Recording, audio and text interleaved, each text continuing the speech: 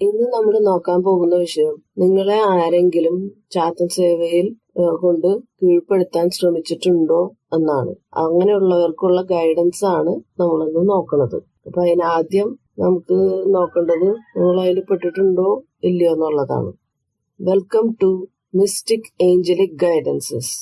അപ്പൊ കാർഡ്സിനനുസരിച്ച് ഏഞ്ചൽസ് പറയുന്നത് ഇതാണ്: നിങ്ങളുടെ സ്പൗസ് ആരാണോ അവര് ഇത് ഉപയോഗിക്കുന്നുണ്ട്. അത് ശരിക്കും പറഞ്ഞു കഴിഞ്ഞാൽ അയാൾക്ക് അല്ലെങ്കിൽ അവൾക്ക് ആ വ്യക്തിക്ക് ഉയർച്ച ഉണ്ടാവാൻ വേണ്ടിയിട്ടാണ് ആ വ്യക്തി ഇതൊക്കെ ചെയ്യുന്നത്. ചെയ്തു പോന്നിരുന്നു. പക്ഷെ ഇപ്പോഴത്തെ അവസ്ഥ എന്താണെന്ന് വെച്ച് കഴിഞ്ഞാല് ഇപ്പൊ അതിന് തുടരാനായിട്ട് പറ്റുന്നില്ല. ഈ ഉയർച്ചയ്ക്ക് വേണ്ടിയിട്ടാണ് ആ വ്യക്തി നിങ്ങളുടെ കുടുംബം വിട്ടുപോയിരുന്നത്. ഇപ്പൊ നിങ്ങളെ ഇതിലേക്ക് കൊണ്ടുവരാനായിട്ടുള്ള ശ്രമം നടത്തിക്കൊണ്ടിരിക്കുകയാണ്. പക്ഷെ നിങ്ങള് ഇവരെ ഉപേക്ഷിച്ച്, ഈ വ്യക്തിനെ ഉപേക്ഷിച്ച് നിങ്ങൾ പോവുകയാണ്. ആ വ്യക്തി പഠിച്ച പണി 18 ചെയ്തു നോക്കി ഇതിലേക്ക് കൊണ്ടുവരാനായിട്ട് നിങ്ങളെ. പക്ഷെ ആ വ്യക്തിയുടെ ശ്രമങ്ങളെല്ലാം വിഫലമായിരിക്കുകയാണ്. അപ്പോ ഈ അവസരത്തില് ഏഞ്ചൽസ് പറയുന്നത് ഇതാണ്: ഇപ്പോ ശരിക്കും ഒരു മാറ്റത്തിന്റെ ഒരു സമയമാണ്. നിങ്ങൾക്ക് നല്ല കാര്യങ്ങള് നിങ്ങളുടെ ജീവിതത്തിൽ വരാൻ പോവുകയാണ്.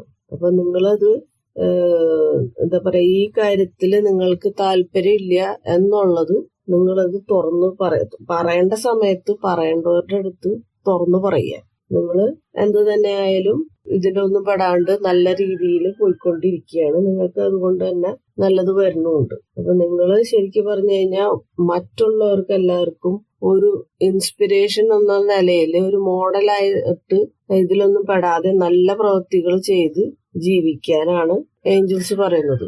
നിങ്ങളുടെ വ്യക്തിത്വം നിങ്ങൾ കാത്തു സൂക്ഷിക്കുക. നിങ്ങളുടെ സ്പൗസ് അങ്ങനെ പോയി എന്ന് വെച്ചിട്ട് നിങ്ങൾ അതിലേക്ക് പോകേണ്ട ആവശ്യം ഒട്ടുമില്ല.